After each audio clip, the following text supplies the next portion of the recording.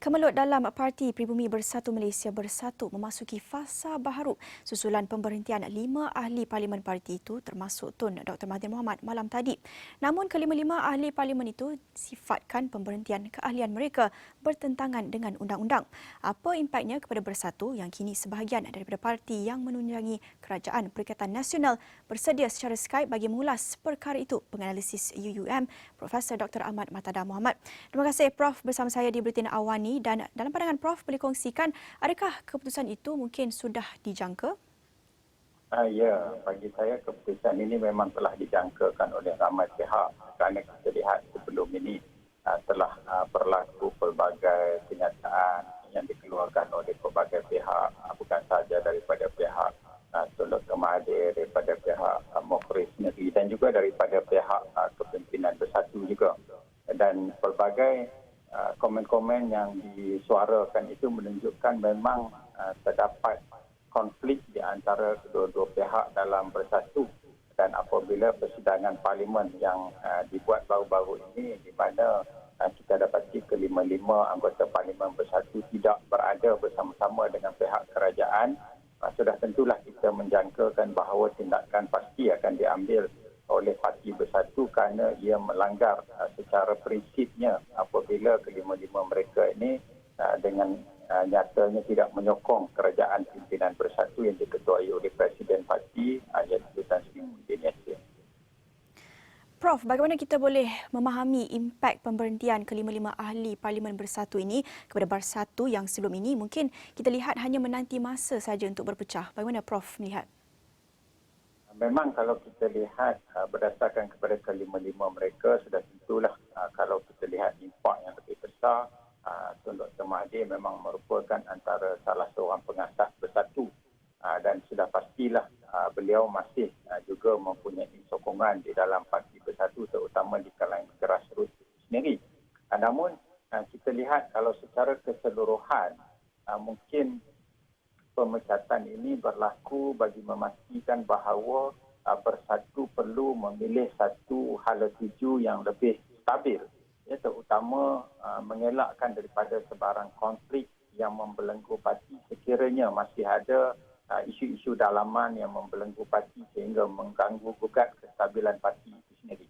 Jadi saya kira tindakan yang diambil ini mungkin telah dipikirkan semasak-masaknya dan mungkin ia dibuat bagi memastikan perjalanan parti itu lebih lancar, dan dalam masa yang sama parti boleh menumpukan perhatian kepada mentadbir kerajaan kerana kita tahu kerajaan pada hari ini diketuai oleh Parti Bersatu dan sudah tentulah parti tidak mahu isu-isu dalaman mengganggu gugat kelancaran perjalanan parti, dan dalam masa yang sama juga boleh mengganggu kelancaran perjalanan pentadbiran di dalam negara kita.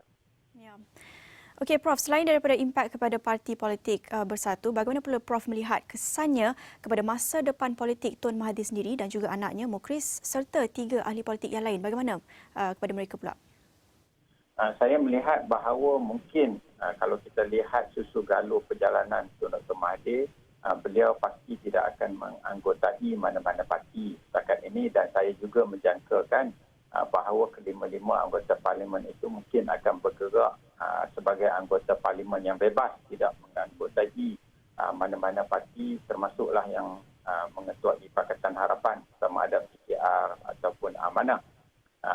Dalam masa yang sama mungkin dari segi perjalanan kerjaya mereka mungkin seperti Dr. Mazli misalnya, beliau mungkin perlu memikirkan apakah hala tuju beliau selepas ini, termasuklah juga anggota parlimen yang lain seperti YB Amiruddin, kerana jika mereka ingin mempunyai kerjaya yang lebih panjang dalam politik, mereka perlu memikirkan apakah platform parti yang lebih sesuai untuk mereka berada supaya perjalanan politik mereka akan berjalan lebih lancar, kerana tanpa ketiadaan parti maka sudah tentulah ia akan menyukarkan mereka untuk bergerak, terutama membantu anggota masyarakat dalam kawasan mereka. Apatah lagi PRU nanti mereka perlu memilih parti-parti yang boleh memastikan bahawa mereka terus mendapat sokongan masyarakat di kawasan mereka.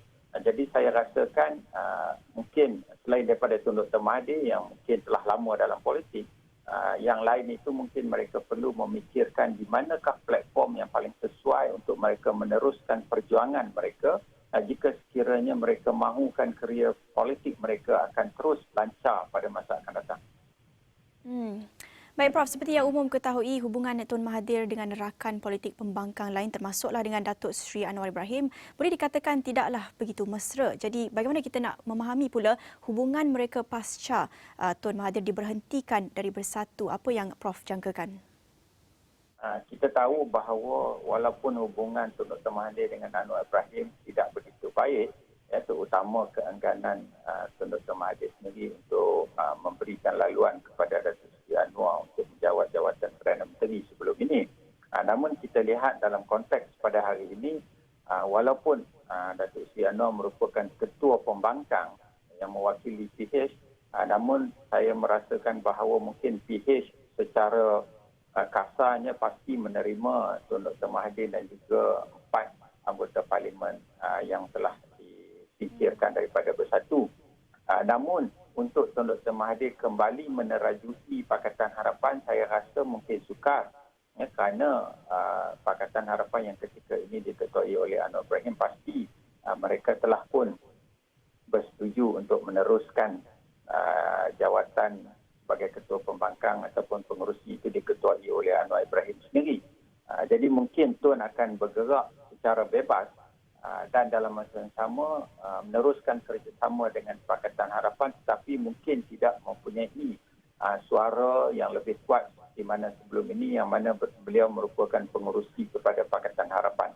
Jadi mungkin dari segi kerjasama itu ada, namun dari segi peranan yang lebih besar Tun Dr. Mahathir dalam PH mungkin selepas ini tidak begitu besar sebagaimana yang sebelum ini kerana peranan beliau telah diambil alih oleh Datuk Seri Anwar sendiri dan pastilah PKR juga terutamanya akan merasa sanksi juga apakah Tun Dr. Mahathir akan boleh membantu terutamanya bagi memastikan mereka boleh mencapai hasrat mereka untuk membentuk kerajaan semula.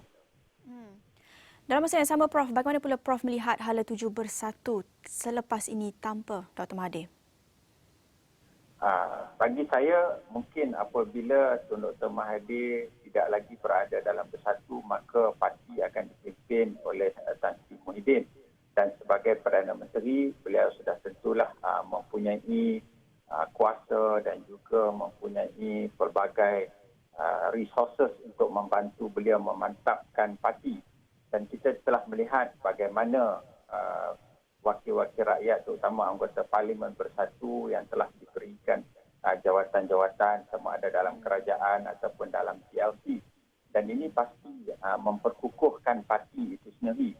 Dan saya menjangkakan bahawa jika sekiranya Bersatu boleh mengurangkan isu-isu dalaman yang membelenggu parti sebelum ini, maka pasti Bersatu boleh menumpukan sepenuh perhatian terutama bagi memastikan mereka cukup bersedia untuk menghadapi apa juga cabaran terutamanya menjelang pilihan raya yang akan datang kerana mereka juga adalah sebahagian daripada Perikatan Nasional yang terdiri daripada Bersatu, UMNO dan PAS dan kita tahu bahawa UMNO merupakan antara komponen parti dalam PN yang agak besar dan mendominasi dari segi kerusi di Parlimen dan ini sudah tentulah juga memberikan satu peringatan kepada Bersatu bahawa jika mereka ingin terus mengekalkan kekuasaan dalam kerajaan maka parti perlu lebih kukuh, perlu lebih mantap dan jika boleh mereka perlu mendapatkan lebih ramai sokongan